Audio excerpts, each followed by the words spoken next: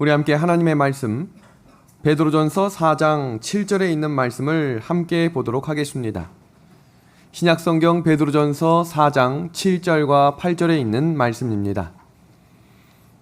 만물의 마지막이 가까이 왔으니 그러므로 너희는 정신을 차리고 근신하여 기도하라. 무엇보다도 뜨겁게 서로 사랑할지니 사랑은 허다한 죄를 덮느니라. 아멘. 오늘 사도 베드로는 우리에게 만물이 가까이 왔을 때 세 가지를 주의해야 한다라고 가르쳐주고 있는데요. 첫 번째는 무엇을 강조하고 있습니까? 정신을 차리라 라고 이야기하고 있고요. 두 번째는 뭡니까? 근신하며 기도하라 라고 했습니다. 그럼 세 번째 뭡니까? 세 번째는 서로 사랑하라 그랬어요. 그런데 오늘 본문 말씀에 제가 노란색 글씨를 2개 쳐놨는데 만물의 마지막이 가까이 왔다라고 이야기하면서 여기서 제일 강조하는 것은 무엇보다도 라고 하는 그 단어 뒤에 나오는 것입니다. 그러니까 정신을 차리라든지 근신하며 기도하라는 말보다 더 강조하는 한 가지가 뭡니까? 서로 사랑하라는 것입니다. 오늘 이 내용이 무엇인지를 오늘 서두에 시작하며 오늘 말씀을 시작하려고 합니다. 오늘 본문 말씀을 다시 한번 다 같이 읽어보겠습니다. 무엇보다도 시작. 무엇보다도 열심으로 서로 사랑할지니 사랑은 허다한 죄를 덮느니라. 이 무엇보다도 라는 단어가 성경 주석은 이렇게 표현합니다. 가장 중요하다. 가장 우선시돼야 한다. 그럼 여기에 서로 사랑한다 라는 단어를 강조하기에 쓴 단어가 열심으로 라고 되어 있고요. 개역 개정에는 뜨겁게 라고 되어 있습니다. 그 단어의 뜻이 무엇인지 좀 보겠습니다. 열심으로 라는 단어는 에크테네스라고 하는 단어인데요. 이 단어의 뜻은 굳게 결심해라 라고 되어 있습니다. 굳게 결심해라. 그러니까 서로 사랑할 때 굳게 결심하세요. 가라 이거예요. 자, 한번 이제 질문해 보겠습니다. 꽃을 사랑하는데 굳게 결심하고 꽃을 사랑하시는 분 계십니까? 연애를 시작할 때 내가 굳게 사랑해야겠다 하고 결심하시는 분 계십니까? 왜 그럴까요? 사랑은 안으로 나오는 것이지 뭔가 결심하고 하는 것이 사랑이 아니기 때문이에요. 그런데 마지막 때에는 뭐 하라고 되어 있어요? 굳게 결심하래요. 자녀 사랑할 때 굳게 결심하고 사랑해야 될 때 있을까요? 없을까요? 있어요. 아, 우리 예섭이가 여기 있지만 최근에 얼마나 말을 안 듣는. 예섭이 꿈이 바뀐 거 혹시 아세요? 예섭이 원래 꿈이 경찰이었거든요. 굉장히 오랫동안 그 일이 지속됐습니다. 그래서 전 진짜 경찰이 될 줄 알았는데 지난주에 꿈이 바뀌었어요. 테니스 선수. 그래서 이 친구가 테니스 선수가 되겠구나 했더니 바로 엊그제 꿈이 또 바뀌었습니다. 그래서 뭐가 되겠냐라고 물었더니 테니스 심판이 되겠다는 거예요. 왜 그러냐 했더니 제가 사실 지난주 일요일에 아주 시간을 내서 테니스 루키 대회 1년 미만이 친 사람들끼리 치는 경기에 나갔습니다. 잘했을까요? 못했을까요? 1년밖에 안 됐는데 뭘 잘하겠어요. 그런데 심판이 없었거든요. 근데 제가 태섭이 예섭이를 같이 갔습니다. 근데 예섭이가 제가 빵 공을 쳤는데 공이 뚝 떨어졌어요. 인일까요? 아웃일까요? 제가 인 그랬는데 상대방이 뭐라고 했는 줄 아세요? 아웃 그런 거예요. 근데 예섭이가 볼 때 그게 뭐예요? 인인 거예요. 인인데 이 사람이 뭐 한 거예요? 거짓말한 거예요. 그러니까 자기가 심판이 되겠다는 것입니다. 이 예섭이가 사랑스러울까요? 안 사랑스러울까요? 사랑을 때때로 부부간에도 자녀와 부모와의 관계 안에도 때로는 굳게 결심하고 사랑해야 될 때가 있습니다. 마지막 때가 더해 갈수록 예전에는 부모 자식 간의 사랑이 당연한 것 같았지만 때때로는 기도하지 않고는 사랑할 수 없을 때가 있어요, 없어요? 아멘? 아멘이에요. 요즘 신문과 사회 지면을 살펴보면 정말 사랑이 식어지고 불법이 성행하는 일들이 많아지면서 이웃을 사랑하고 섬기는 일도 때때로 굳게 결심해야 될 필요가 있어요, 없어요? 있다는 것입니다. 그것을 사도 베드로는 알고 있었기 때문에 다시 봅니다. 무엇보다도 서로 사랑할지니 어떻게 사랑하라고요? 열심히 굳게 결심하고 사랑하라는 것입니다. 이 말은 노력하지 않으면 안 되는, 굳게 결심하지면 안 되는 사랑이 우리에게 필요하다는 사실입니다. 우리는 사랑하며 살아야 하고 굳게 결심하며 사랑하는 사람이 되라고 말씀하고 있는 것입니다. 그리고 그 사랑이 어떤 것인가? 허다한 죄를 덮는다고 했습니다. 굳게 결심하고 하는 사랑이 무엇인가? 때때로 자녀가 내 마음에 들지 않아도 그것을 뭐 해줄 수 있으라는 거예요. 덮어주라는 것입니다. 내 남편이, 내 아내가, 내 이웃이 내 마음과 맞지 않는, 개성이 다르고요, 성격이 다르고요. 생각해 보세요. 3, 40년 다르게 살다가 한 소그룹으로 만났는데 말하는 태도, 말하는 습관, 말하는 제스처가 다 마음에 안 들어. 근데 어떻게 하라는 거예요? 굳게 사랑해주고 덮어주라는 것입니다. 그것이 사람의 말이 아니라 하나님께서 말씀하시는 성경에서 말씀해 주시는 것이며, 마지막 때를 살아가는 재림을 기다리는 성도들의 삶 속에 이 사랑이 증명될 수 있도록 오늘 우리에게 말씀하신 하나님께 감사를 드립니다. 하나님의 능력이 필요합니다. 사랑하는 일마저 말입니다. 중요한 광고를 좀 먼저 하겠습니다. 7월 10일 다음 주 오후 3시에는 계획대로 춘천은하수교회 특별 감사 예배가 진행될 것입니다. 특별히 방송을 듣고 계신 우리 믿음의 하늘 가족 여러분들은 신청자에 한해서 와주시고, 혹시 건강이나 열이 있으신 분들은 이 방송으로 예배에 참여해 주시기를 부탁을 드립니다. 그리고 특별한 광고는 여기가 속초를 가는 동해바다를 가는 길목이기 때문에 일찍 출발하시거나 전철을 이용하셔야 교회에 예정된 시간에 올 수 있음을 미리 말씀을 드립니다. 다음 주에 함께 만나 예수님만 자랑하는 특별 감사 예배를 통해서 하나님께 또 영광을 돌리는 은혜의 시간이 되기를 함께 기도해 주시기를 부탁드립니다. 무엇보다 열심으로 사랑하라 라는 이 말씀은 우리에게 하나님이 주시는 권면의 말씀임을 기억하게 되기를 소망합니다. 계시록 3장 15절에서 16절입니다. 내가 내 행위를 알겠다. 무슨 말일까요? 사랑이 식었다 이 말이에요. 교회가 교회답지 못하다. 교회에 모여서 서로를 시기하고 질투하고 뒷담화하며 험담하는 일들이 가득하다. 그래서 그 교회를 뭐 해내시겠다고 그랬어요? 마지막 토해내겠다 그랬어요. 토해내겠다. 근데 하나님께서 이렇게 말씀하십니다. 안약을 사서 눈에 발라라. 이 말은 무슨 의미인가? 하늘을 사모하며 사는 백성들은 하나님이 주시는 눈물로 우리의 눈을 다시 씻으라는 이야기입니다. 그러면 이 눈을 가지고 보이지 않는 것을 볼 수 있게 해주시겠다고 하나님이 약속하셨습니다. 제가 한번 질문해 보겠습니다. 사람의 눈에 보이지 않는 세계가 있을까요? 없을까요? 사람의 귀에 들리지 않는 소리가 있을까요? 없을까요? 한번 보겠습니다. 지구 돌아가는 소리 들어보신 분 계십니까? 내가 자는데 지구 돌아가는 소리를 들었다. 이 윤예섭 소리 들었는데 그럼 귀가 터질 것입니다. 엄청난 소리이기 때문에 그 소리를 듣지 못하게 하나님이 만드신 거예요. 그럼 또 하나 질문해 보겠습니다. 개미 걸어가는 소리 들어보신 분 있습니까? 개미 걸어가는 소리. 들리지 않지만 그 소리가 있을까요? 없을까요? 분명히 있을 것입니다. 그러면 눈에 보이지 않는 바이러스 있습니까? 없습니까? 코로나 바이러스 보신 분 계십니까? 근데 우리 지금 전 교인이 마스크를 쓰고 있다는 이유는 지금 뭐가 존재한다는 걸 인정하고 있는 거예요. 코로나 바이러스가 세상에 존재한다는 것을 믿고 있는 것입니다.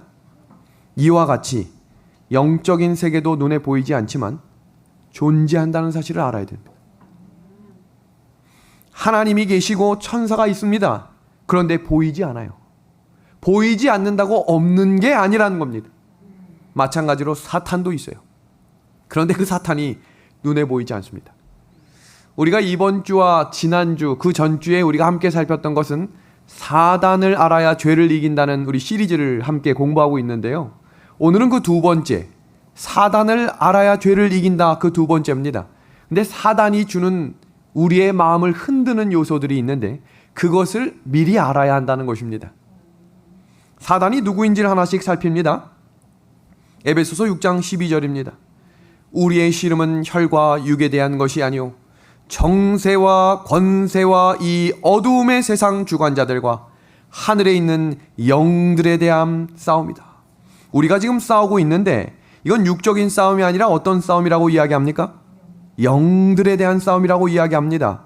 하늘에 있는 영들이라 라는 말은 위치를 말하는 것이 아니라 하늘로부터 쫓겨내어 내려온 영들이다라는 말을 강조하는 구절입니다.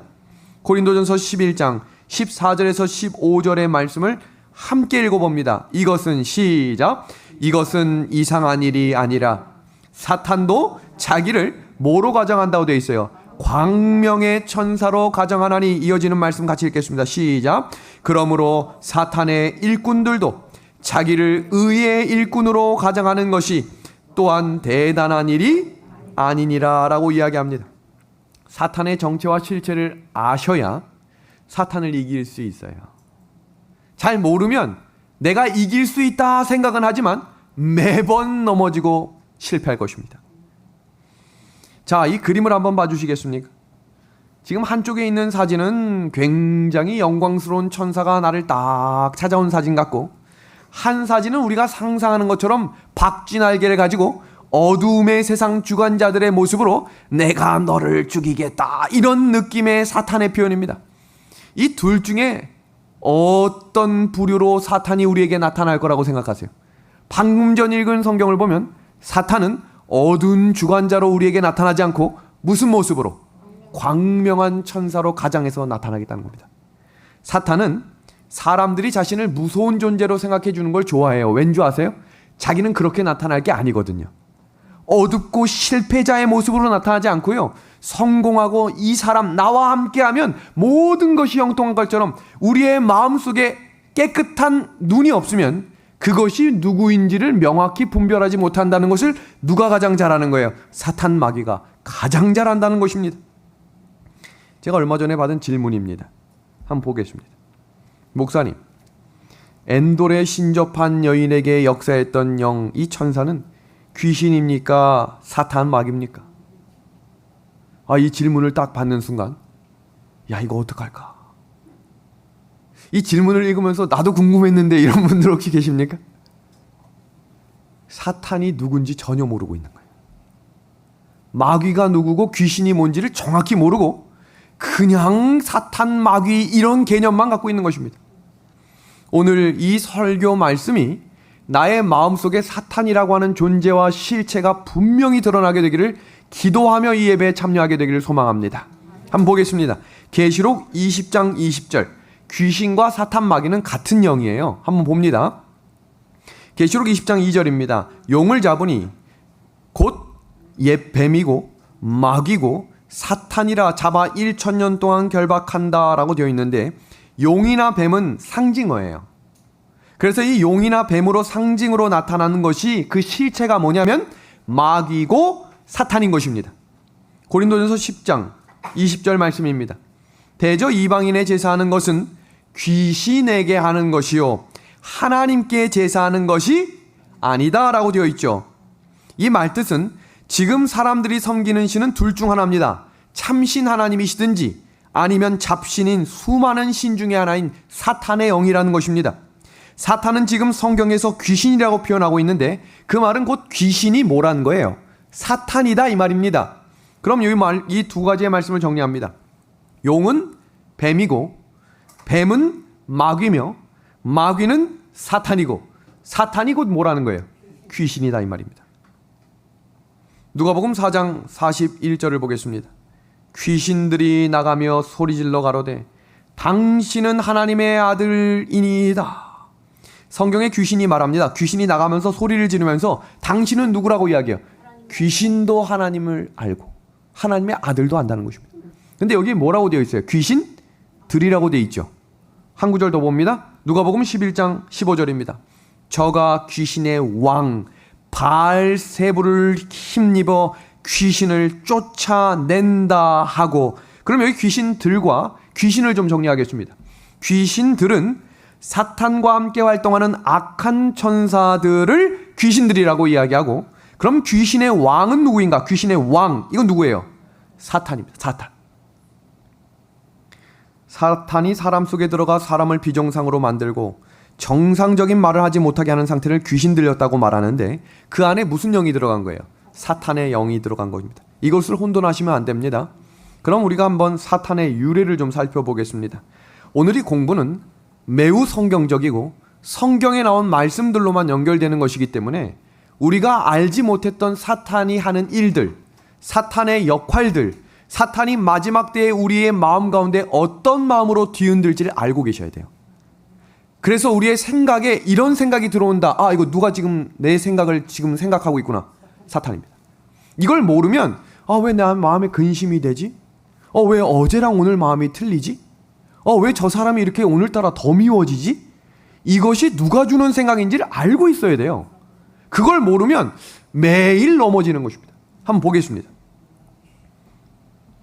에스겔 28장 14절의 말씀인데요. 두로라는 왕을 비유해서 사탄 루스벨에 대해 상세하게 설명이 나옵니다. 보겠습니다.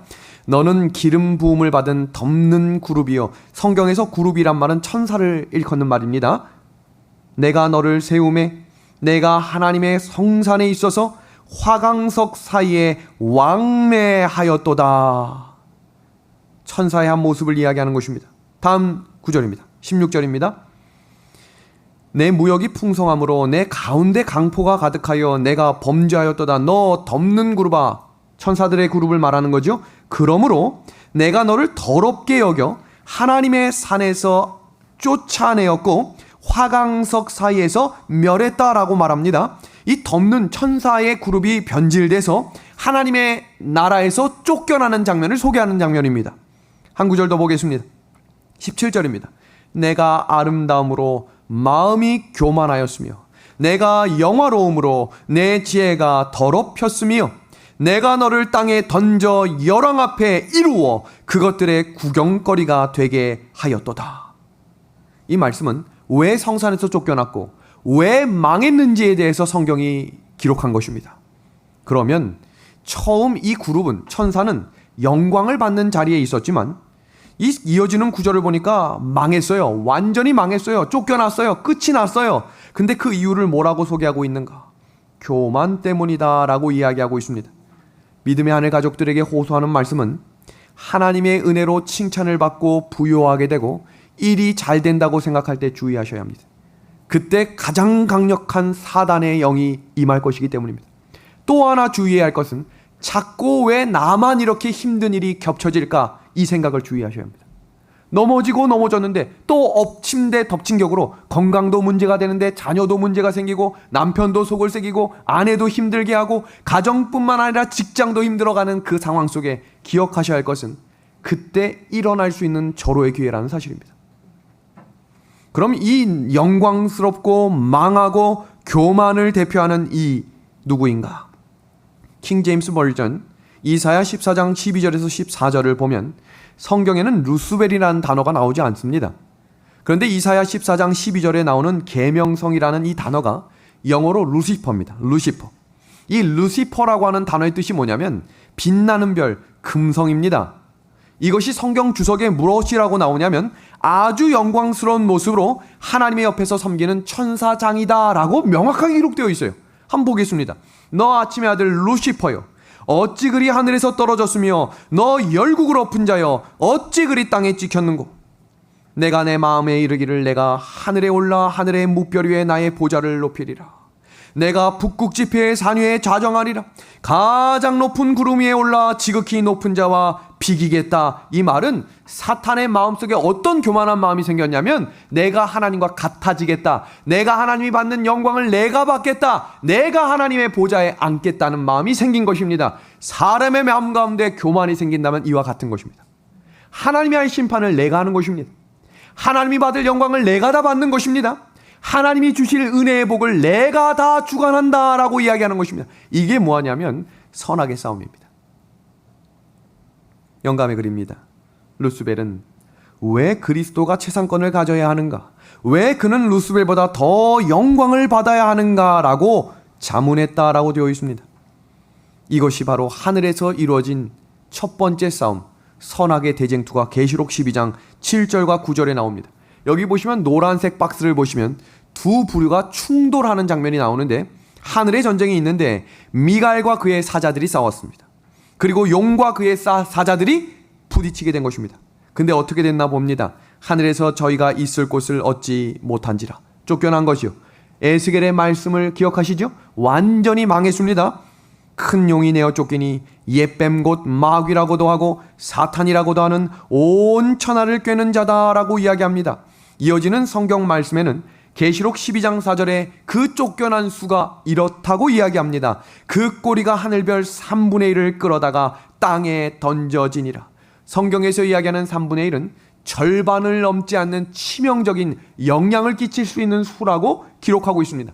이 장면을 예수님께서 이 땅에 오셨을 때 이렇게 말씀하셨어요. 누가복음 10장 18절입니다. 예수께서 이르시되 사탄이 하늘로서 번개같이 떨어지는 것을 내가 뭐 했다고 되어 있습니까? 내가 보았다라고 이야기합니다. 이 땅에서 사탄의 영들이 일하고 있는 것을 예수님이 보신 것입니다. 그럼 우리는 지금 어떻게 살아가야 할까? 성경 말씀을 살피기 전에 사탄은 하나님과 우리 사이를 떨어지게 만드는 일에 가장 강력한 역할을 하는 존재입니다.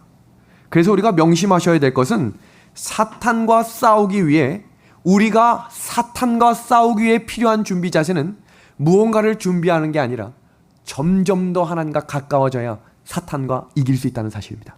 우리 이 말씀 한번 다 같이 읽어주시겠습니까? 야고보서 4장 8절입니다. 시작.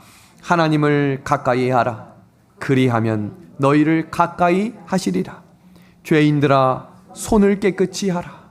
두 마음을 품은 자들아 마음을 성결하게 하라. 그럼 사탄이 도대체 무슨 일을 하는지를 같이 살펴보겠습니다. 창세기 3장 4절입니다. 뱀이 여자에게 이르되 너희가 결코 죽지 않겠다. 사탄의 제일 강력한 특징은 거짓말입니다. 이어지는 말씀 스가랴 3장 1절입니다. 대제사장 여호수아는 여호와의 천사 앞에 섰고 사탄은 그의 오른쪽에 서서 그를 대적하는 것을, 또 다른 성경에서는 이렇게 번역합니다. 고소하는 것을.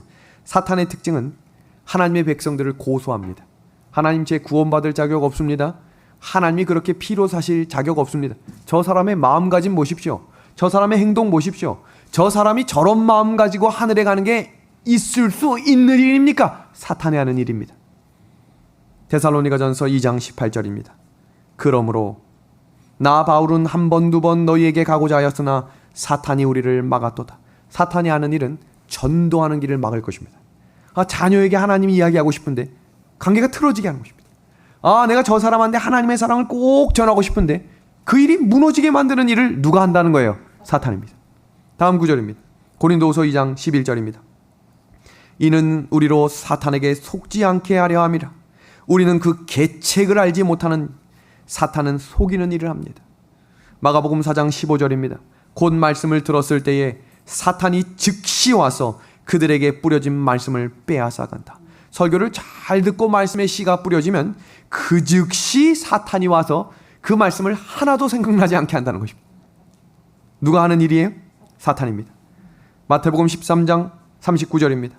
가라지를 뿌린 원수는 마귀요 추수 때는 세상 끝이요 추수꾼은 천사들이니.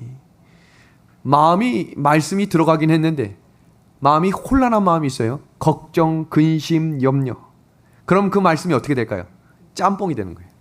말씀이 듣긴 들어서 알긴 알겠는데 혼합이 되니까 혼돈스러운 거예요. 이게 이렇게 해야 되는 건가? 하지 말아야 되는 건가? 누가 주는 생각?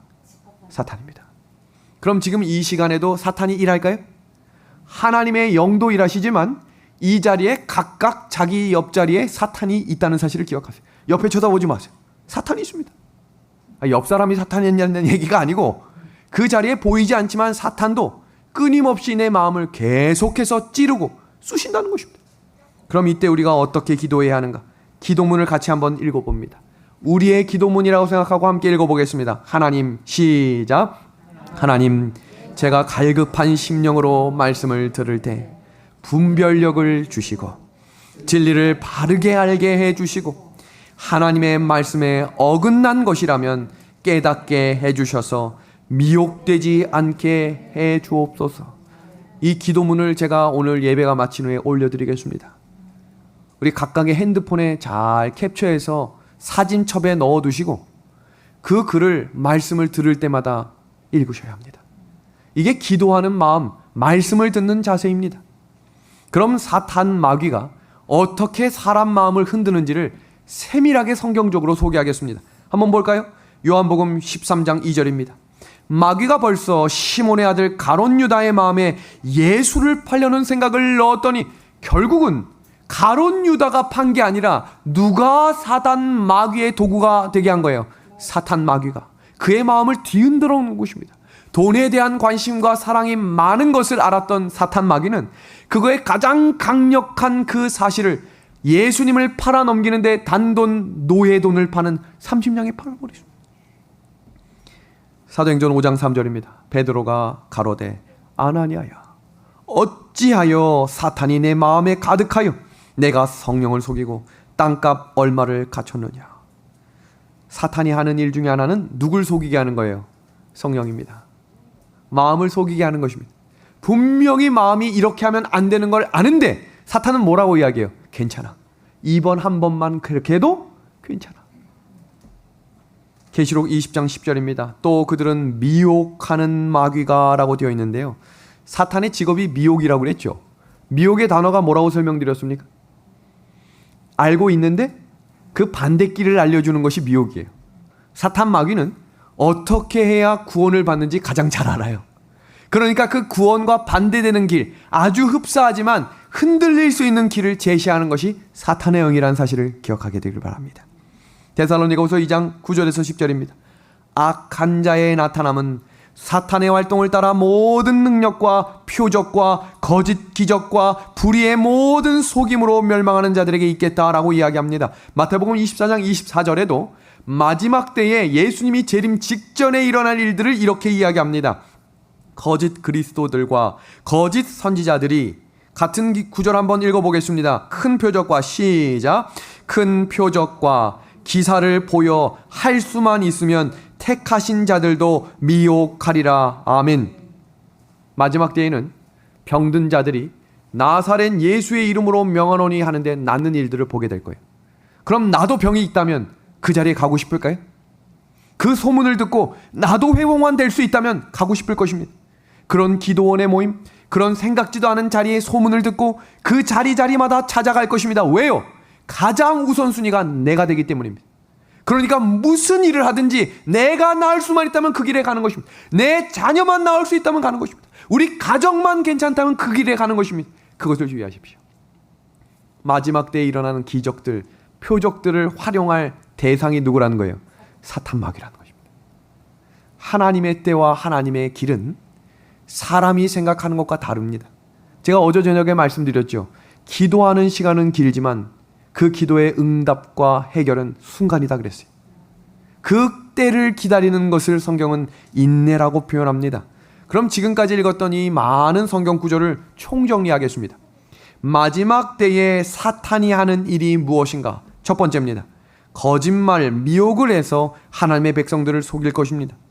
그리고 하나님의 백성을 고소해서 구원을 받지 못하게 하는 일을 누가 하겠다는 거예요? 사탄입니다. 그럼 사탄이 고소하고 내 마음이 넘어지고 내가 쓰러지면 우린 누구를 의지해야 돼요? 예수님의 십자가의 피를 의지합니다. 나는 가진 것이 없고 내가 할 수 있는 것은 없지만 하나님께서 하신 그 은혜를 믿을 수 있도록 기도하는 일을 하는 것입니다. 세 번째입니다. 전도하는 길을 막아서 복음이 전파되지 못하도록 하는 것입니다. 그 다음 네 번째는 마음밭에 뿌려진 말씀의 씨앗이 자라지 못하게 합니다. 다 집어가겠다는 것이죠. 진리가 뿌려진 마음밭에 교회에 뭘 심겠대요? 가라집니다. 이런 일들은 교회 역사 속에서 수없이 반복되어 있습니다. 춘천은하숙교회 사람이 늘 때마다 누구도 늘 수 있음을 기억해야 돼요. 가라지도 늘 수 있음을 기억해야 합니다.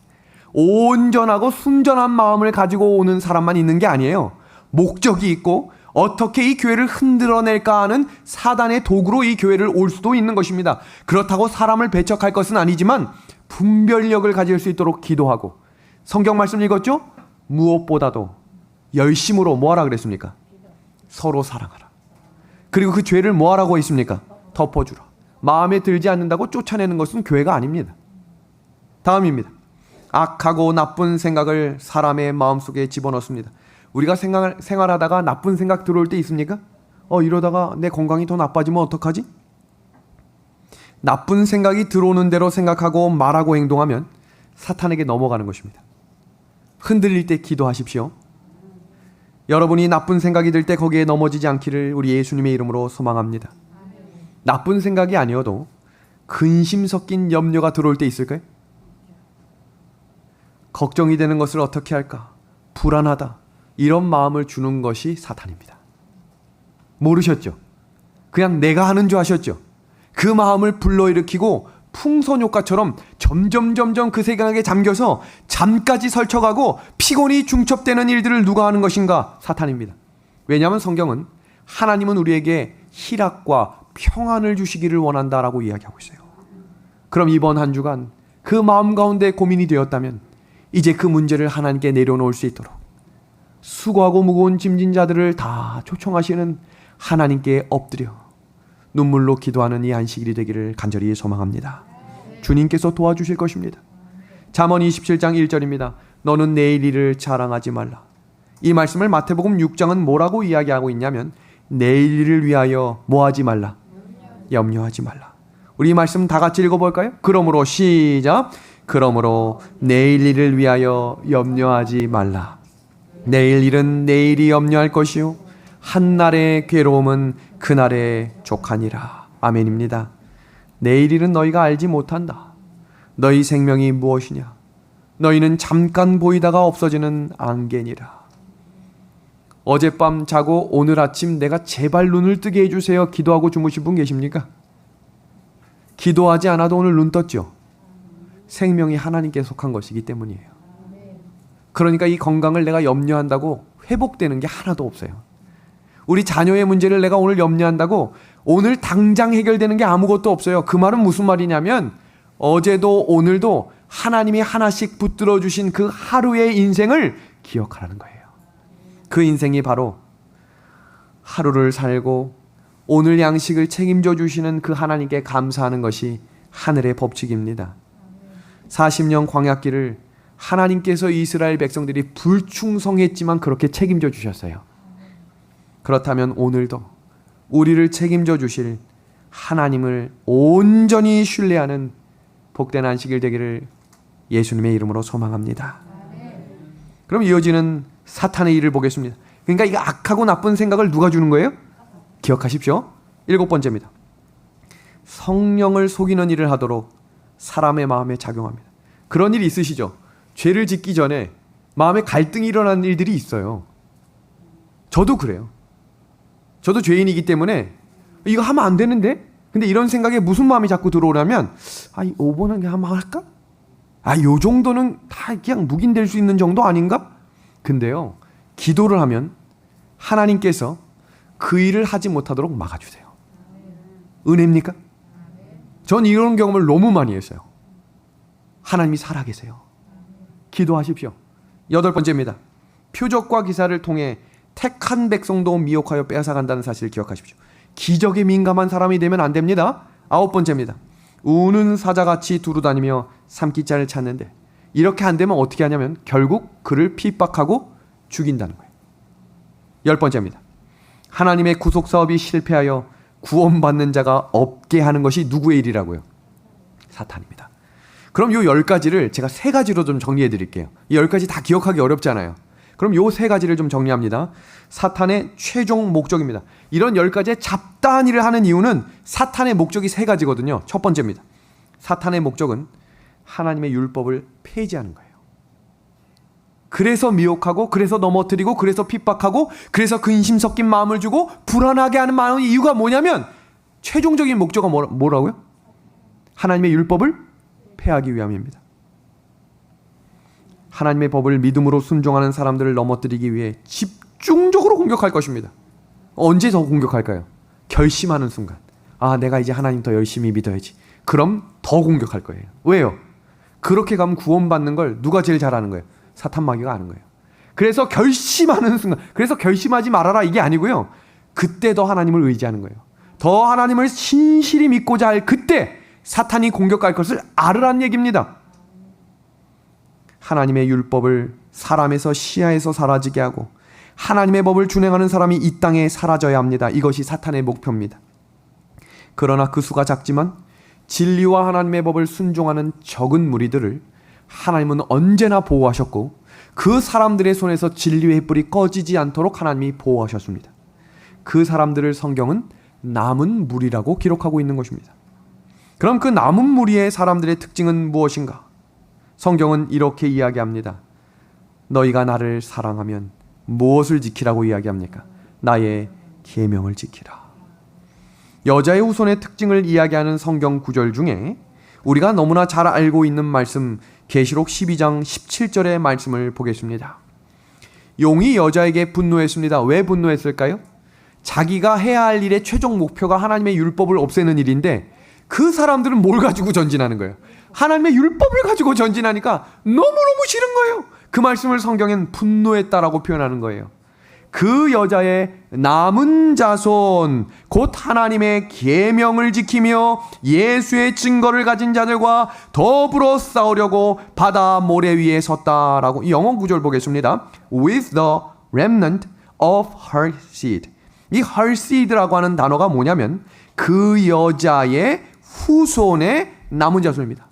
예수님을 따르는 신실한 하나님의 백성들을 뭐라고 부르고 있는 거예요? 남은 자손이라고 표현하고 있는 것입니다. 이 성경 말씀을 표현하는 도표를 좀 같이 봅니다. 여자의 후손과 여자의 후손의 남은 자손입니다. 사람이 타락했을 때 하나님께서 여자의 후손 예수 그리스도를 이 땅에 보내셨지요. 그래서 구약 성경은 우리가 그 끝이 예수님의 십자가를 상징하는 예수님이 이 땅에 오시겠다라고 하는 말라기의 말씀으로 끝이 나죠. 그리고 신약 성경 첫 시작에 마태복음에 누가 태어나는 이야기가 시작되는 거예요. 예수님이 예언의 말씀 그대로 태어납니다. 그리고 그 끝이 무엇이냐면 그 예수님이 다시 오시겠다는 거예요. 그럼 구약의 끝을 여자의 후손으로 끝내셨다면 신약의 끝은 누구로 끝내시겠다는 거예요? 그 여자의 후손의 남은 자손입니다. 그럼 그 여자의 후손의 남은 자손의 특징이 뭐라고 이야기하고 있는가? 내가 아버지의 계명을 지켜 그의 사랑 안에 거하는 것 같이 너희도 내 계명을 지키면 내 사랑 안에 거하라. 그럼 이 씨앗을 정리합니다. 씨앗은 말씀이요 예수님이에요. 그러면 그 여자의 후손은 어떤 사람들인가? 말씀을 가진 자들입니다. 그 사람들을 한 단어로 뭐라고 이야기하냐면 남은 자손이라고 표현하는 것입니다. 그러면 이 하나님의 법은 이 땅에 왜 주셨는가요? 사탄이 그토록 없애려고 하는 그 법이 도대체 이 땅에서 어떤 역할을 하길래 사탄이 없애려고 하는가 보겠습니다. 첫 번째, 온 우주의 질서와 평화를 유지하는 일에 필요한 것입니다. 두 번째는 하나님의 공의를 세우기 위해 필수적인 것입니다. 세 번째는 죄인을 합법적으로 구원하기 위한 장치임을 기억해야 합니다. 그렇기 때문에 사탄은 이게 필요 있는 거예요, 없는 거예요? 없는 거예요. 왜요? 이것이 있으면 구원의 길이 열린다는 사실을 알고 있기 때문이에요. 네 번째입니다. 구원받는 하나님의 백성들이 죄악 세상에서 죄를 극복하고 건강하고 평안하게 살 수 있는 원리가 하나님의 법에 있다는 사실을 기억합시다. 다섯 번째입니다. 하나님과 같이 살게 될 자녀들이 마지막에 함께 모여 살아갈 수 있는 품성을 개발시키는 지침이 하나님의 법이에요. 그러니까 사탄이 왜 이 법을 그토록 싫어하고 무너뜨리려고 하는지 아셔야 합니다. 두 번째, 사탄의 최종 목표는 자신이 경배받고 싶은 거예요. 아까 읽으셨죠? 이사야 14장 12절에서 14절. 하나님의 보좌에 내가 앉는 거예요. 그 경배를 누가 받고 싶은 거예요? 내가 받고 싶은 거예요. 결국에 가서 사람들을 다 붙잡고 세상에 있는 사람들의 경배를 다 받으려고 뭘 만드는 줄 아세요? 짐승의 우상을 만들어 그 우상에게 절하고 그 우상에게 절하는 자들에게 짐승의 표를 주는 이야기가 계시록 13장에 나오는 거예요. 그래서 그 표를 받지 않는 사람들은 뭐 하는 겁니까? 죽입니다. 그 사람들이 어떤 사람들이에요? 하나님의 계명과 예수의 믿음을 가진 사람들인 거예요. 이제 이해되시죠? 그럼 이 끝은 무엇인가? 사탄의 최종 목표의 끝은 무엇인가? 이 세상을 누가 통치하겠다는 거예요? 내가 통치하겠다는 거예요. 하나님이 이 땅을 통치하는 법의 원리가 하나님의 법이라면 그 법 필요 없다는 거예요. 왜요? 자기가 통치할 것이기 때문입니다. 그럼 볼게요. 사탄이 통치하는데 재림직 직전에 그게 달할 거예요. 왠 줄 아십니까? 예수님이 재림하시면 자신이 망한다는 사실을 사탄이 알기 때문에 우는 사자처럼 달려드는 이유가 그것 때문이에요. 그럼 사탄이 이 세 가지를 활용하려고 가장 많이 활용하는 최대의 기만이 있어요. 그것이 무엇인지 지금부터 주목해서 보시길 바랍니다. 영혼 불멸설의 기원은 창세기 2장과 3장에 기록되어 있는데 창세기 2장과 3장은 두 가지의 말씀이 상충됩니다. 부딪힙니다. 무엇인가 볼게요. 선악을 알게 하는 성령이 나무의 실과를 먹지 말아라. 내가 먹는 날에는 정령 죽겠다 그랬습니다. 그런데 사탄 마귀는 뭐라고 이야기해요? 뱀이 여자에게 이르되 너희가 결코 죽지 않겠다라고 해요. 둘 중에 누가 거짓말할까요? 하나님은 절대 거짓말하실 분이 아니에요. 그럼 누가 거짓말하는 거예요? 사탄 마귀가 거짓말한 겁니다. 죽었어요? 안 죽었어요? 죽었어요. 사람이 죽잖아요. 사람이 흙에서 나와 흙으로 죽는 것처럼 무덤에 들어가서 다 죽습니다. 그렇다면 사탄은 도대체 뭐가 안 죽는다고 말한 것인가? 결국 선악과를 먹은 사람은 죽었고 사탄은 자신의 거짓말을 감추기 위해 몸은 죽었지만 영혼이 살아있는 것처럼 위장해서 사탄이 자신이 그 죽은 영혼의 역할을 대행하며 사람들을 기만하는 것임을 기억하십시오. 개신교의 성도들에게 제가 호소합니다. 우리 말씀을 듣고 있는 분들은 오늘 말씀을 주목하실 때에 사탄이 이러한 기만수를 쓰는 사람들을 쓰는데 누군지 보겠습니다. 아들이나 딸을 불 가운데 지나가게 하거나 복술자나 무당이나 신접한 자나 박수나 기륭을 하는 자나 요술을 하는 자나 진언자나 초혼자 등. 이 붙는다는 거예요. 악한 영들과 붙어서 일을 하는 사람들인데요. 오늘 말씀은 사탄이 도대체 어떤 일을 하는지를 제가 소개하는데요. 이 영혼 불멸설을 제가 자세히 설명할 수 없기 때문에 세 가지 말씀을 소개합니다. 제가 지난 화요일 3주 동안 이 영혼 불멸설에 대해서 너무나 자세하게 3시간에 걸쳐서 소개했는데 그 첫 번째는 사람이 죽으면 어디로 갈까? 사람이 죽은 다음에 1분 후에 어떻게 되는지를 제가 성경적으로 소개했습니다. 유튜브에 검색하시면 바로 나옵니다. 두 번째는 인간 사후세계의 진실을 배워야 한다라고 이야기하면서 이 내용을 역사적으로 소개했습니다. 1시간 동안 왜 이 내용이 철학적으로 어느 시대부터 소크라테스와 플라톤과 아퀴나스 같은 이런 철학자들이 그것이 어떻게 교회 안에까지 들어오게 됐는지를 소개했다면 요번 주죠. 요번 주에는 영혼불멸과 부활을 동시에 믿을 수 없다라는 말씀으로 예언적으로 그 내용을 소개했습니다. 그래서 이 내용들을 개신교에 신앙하시는 분들에게 보내주십시오. 이 부분은 개신교의 절대 기둥 중에 하나이기 때문에 이 부분에 대한 궁금증과 마음 가운데 고민이 생기면 분명히 성령 하나님께서 진리를 찾을 수 있도록 도와주실 것입니다. 기독교는 생명의 종교죠. 그 생명의 종교에 뭐가 들어왔습니까? 창조 후 죄가 들어왔고 그 죄로 죽음이 들어왔지만 하나님께서는 나를 믿으면 죽어도 살겠다고 하는 부활을 허락하신 것입니다. 그러면 지금 기독교에서 믿고 있는 일반적인 구원관을 소개하는데 지금 보시는 이 글은 대한예수교 장로교 총회 교리 교육 지침서 359페이지에 나온 이야기입니다. 한번 보십시오. 사람이 죽으면 육체는 흙으로 돌아가나 그리스도인의 영혼은 하나님께로 돌아간다. 거기서 그들은 빛과 영광 가운데서 마지막 날에 그들의 육체까지 완전한 구원을 얻을 날을 기다린다. 이와는 달리 예수를 믿지 않고 거역한 사람들의 영혼은 음부에 던져져 고통과 절망 가운데서 최후 심판을 기다리게 된다. 이 말씀을 읽고 아멘 하시면 안 돼요. 왜냐하면 이 이야기가 얼마나 불합리한지 한번 들어보세요. 우리가 가장 오래전에 살았던 사람 중에 죄를 처음으로 지은 사람은 물론 아담일 수 있지만 그 다음에 사람을 죽인 한 인물이 등장하죠. 그 인물 누굽니까? 가인입니다. 그럼 여기서 말한 대로라면 지금도 음부에 있어서 지금 얼마나 시간이 지났습니까? 그 사람이 산 인생이 이만큼이라면 지금 그거의 몇백 배에 달하는 시간 동안 지옥에서 불타고 고난 가운데 있다는 거예요. 이건 하나님의 품성이 아니에요. 그걸 이해하셔야 돼요. 완전한 사탄의 속임수입니다. 제가 오늘 한 책을 좀 소개합니다. 우리 믿음의 아내 가족들은 이 책을 좀 구매해서 읽으셔도 좋겠습니다. 제가 성민숙 집사님 가게를 얼마 전에 방문했는데 집사님이 이 책을 읽고 계시더라고요. 아주 건전하고 신앙적인 책입니다. 이 책의 내용이 무엇인가? 이 저자 로저 모노라고 하는 이 사람은 하나님을 안 믿는 사람이었어요. 그런데 친구의 간절한 요청으로 사탄을 숭배하는 사탄 교회에 출석하게 되었습니다. 실제로 세이튼 철치가 있어요. 사탄 마귀를 예배하는 교회가 생겼다고요. 그 교회에 초청을 받아서 간 거예요. 그런데 매 주일마다 예배를 드려요. 누구를 예배하는데?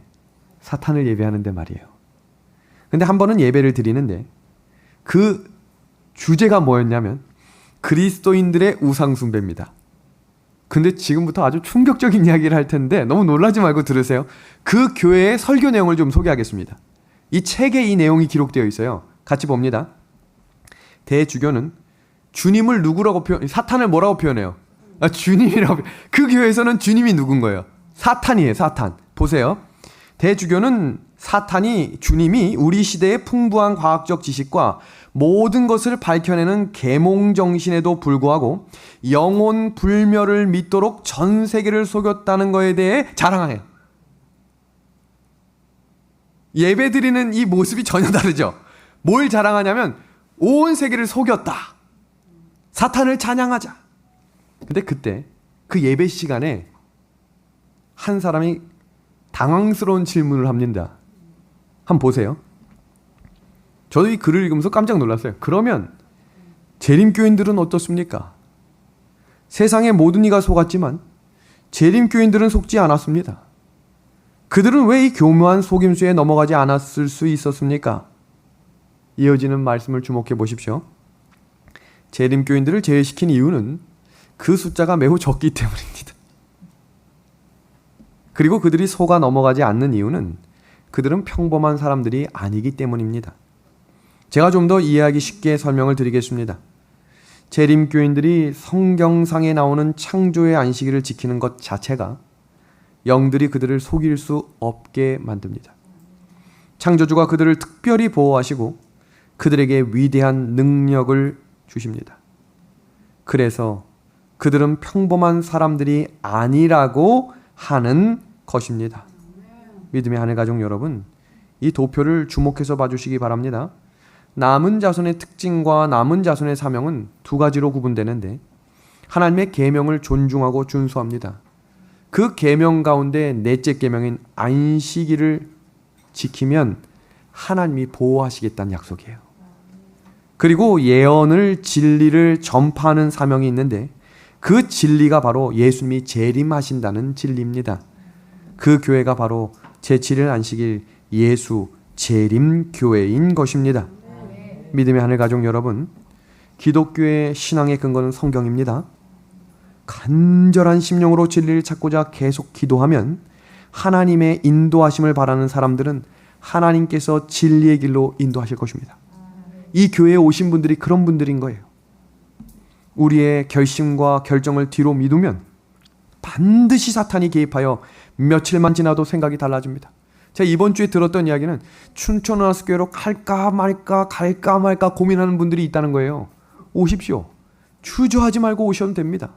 하나님께서 그 진리의 길을 인도해 주실 것입니다. 성령께서 여러분의 마음을 깨닫게 해주시고 감동하실 때의 결단을 내리시기를 바랍니다.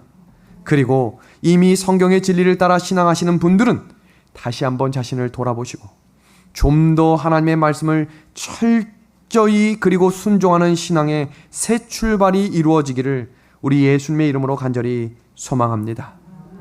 여기에 하나님을 믿는다는 것이 무엇인 것인지를 우리가 한번 정리하셔야 합니다.